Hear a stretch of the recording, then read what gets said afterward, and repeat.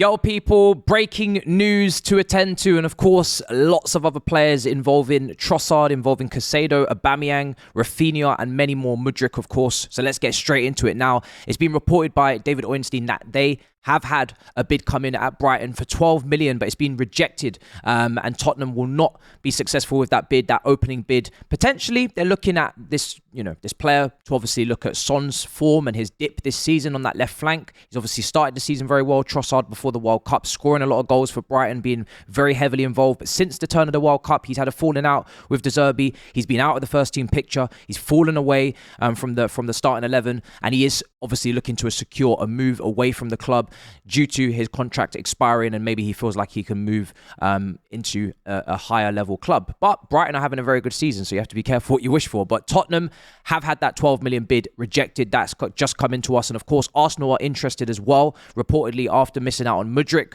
to Chelsea for a 62 million initial, rising to £100 million in add-on, or €100 million in add-on. And of course, Arsenal are now looking for alternatives on that left flank to, bolster their squad for the Premier League title push. And of course, they need that depth. They need that bench to be able to bring on players to change games. And Trossard, they're looking at as a cheap alternative. Of course, like I said, contract running out. 12 million has been rejected from Tottenham, but I'm sure he won't end up costing a whole pile. Brighton won't want to lose this player on a free, especially if they have decided that his attitude and professionalism has come to a point where they no longer want him on the books. So it's going to be very interesting to follow the situation and see which North London club wins this battle. Arsenal yet to put a bid in, but we shall see if they do put a formal offer in. I'm sure Tottenham potentially could respond with another offer as well.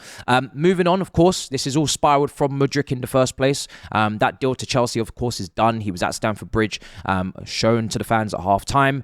62 million initial, and add-ons, of course, rising to 100 million euros for the player.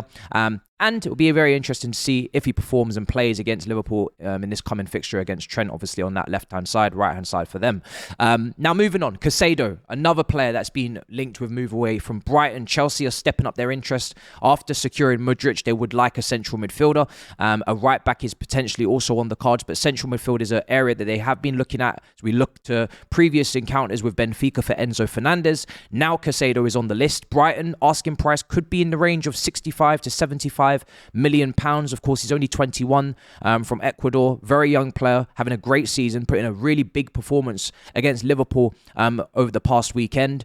And Chelsea, Graham Potter, they do have ties, of course, to Brighton in terms of their recruitment, their staff, and they will know the player very, very well, of course. So that is firm interest that we're expecting Chelsea to potentially put in a bid over the next couple of days, or at least firm up their interest and start initial talks with Brighton for Caicedo. We know Liverpool as well have always been sniffing around and looking for a central midfielder, and Caicedo was very much a target as well. Who will win that battle out of the two clubs? We know Chelsea financially maybe at the moment are a lot more heavy-handed than Liverpool. We know Liverpool takeover talks have started in terms of shareholders, so maybe financially they may not be able to compete for the player. Both teams could potentially miss out on Champions League football as well, where they sit in 10th and 9th in the table. So it's going to be very interesting to see Caicedo where he ends up as well, if he does move in this window. Brighton, I don't believe, are under any pressure to sell. Players still under long-term contract, but if the option there is to cash in and to make that massive turnover and profit on the purchase, then I'm sure they will have a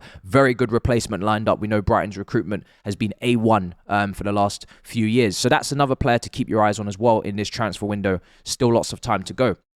Moving on as well to Rafinha, another target, another player that's been linked with Arsenal, and €100 million asking price from Barcelona for the winger. Now, we remember back in the summer when he did join Barcelona, Chelsea and Arsenal were also interested. They had a little bit of a battle between them for the player's signature, but his preference was always to join Barcelona. Of course, Barcelona, who won the Supercopa against Real Madrid over the weekend.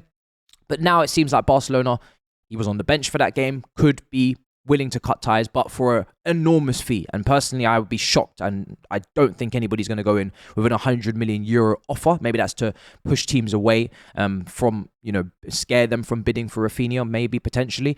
But that €100 million asking price is what is on the cards if you want Rafinha in this window, or potentially even in the next. So Arsenal's interest there, not maybe really firm. Of course, they had interest from the summer. We'll have to see. I highly doubt they're going to go and pay that money, considering we've seen Arsenal come out and kind of confirm that they're, within their own means, they will spend what they feel is right. They won't go into bidding wars. They won't pay above the odds for players.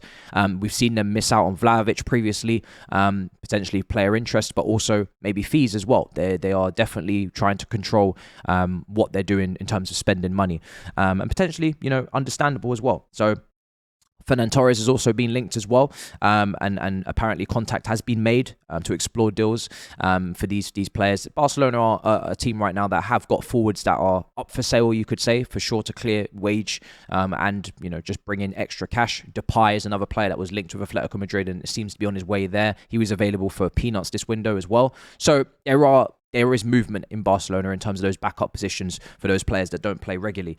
So that's something to keep an eye on. A very interesting report that came out. I was a little bit surprised, and let's see. We won't read into too much of it, but it was that Sterling was potentially going to be available for transfer in the next window too at Chelsea, which is surprising. I mean, he's only just joined over the summer. That comes from Football Insider, but there is a potential that Chelsea will understand that they kind of had messed up, and admittedly they understand that they had not the best last window in terms of the players that they signed. It was a bit of a scattergun approach, potentially to replace the seniors of Rudiger, of Christensen, of Lukaku, of Timo Werner, and it was a little bit more rushed. And now in this window, they seem to be going with a more under-23 super team model. So maybe they're regretting some of their purchases, and you could potentially see some of those players that have only just joined maybe even leave as early as the summer incoming. So that's something to keep an eye on as well. And of course, Liverpool, Ruben Neves. We've seen Liverpool fans even talking about James Ward-Prowse. The midfield definitely needs a little bit of a revival. And as we spoke about Caicedo, the bidding war could potentially be too much for them. So Ruben Neves is also a player, according to the Mirror, that they are looking at Wolves that could potentially be a bit cheaper than a Caicedo. And Chamberlain, it seems like, could be on his way out as well as Naby Keita, who has been pretty injury prone. The pair of them have been pretty injury prone up until this point. For Klopp's men, and obviously in that midfield, which is so intense and so back and forth, they do need that P&P. They do need that energy. They need players that are going to be fit and ready fit for purpose. So that's something to keep an eye on their midfield. Liverpool did expect at the start of the window to maybe bring in a midfielder. Maybe that's gone a bit cold after the takeover talks. Does that need to be completed? It'll be interesting to see. And finally, Aubameyang as well, another potential exit. Not always been in the squad in recent weeks, not always been favoured, been on the bench quite a bit. Barcelona have been looking at him potentially to bring back on a free transfer. They said they would not pay for the player, they would only move for him on a free. But that has to be checked if it's even legal to get that deal done, because of course he's already played for Barcelona this season and now at Chelsea. So can you go and play for the same club twice in two different circumstances? They are legally unable to do so, they fear, according to the Telegraph. So that's something to keep an eye on as well.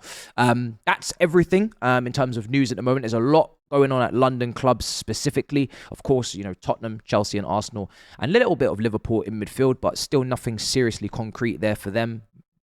Checking to see if their finances, what they're going to really go for in terms of, pulling power, in terms of how much money they really want to spend this window. Do they want to save it for the summer? Outgoings, I'm sure, are very important for Liverpool as well, because they do have a lot of midfielders. Maybe just midfielders that they cannot rely upon is more the problem. Manchester clubs at the moment, fairly quiet. Weghorst is obviously in. Manchester City, are they going to respond? We'll have to see. The window is still long. We shall see what happens. Make sure you guys like and subscribe, and I'll see you guys next time. In a bit, people. Peace.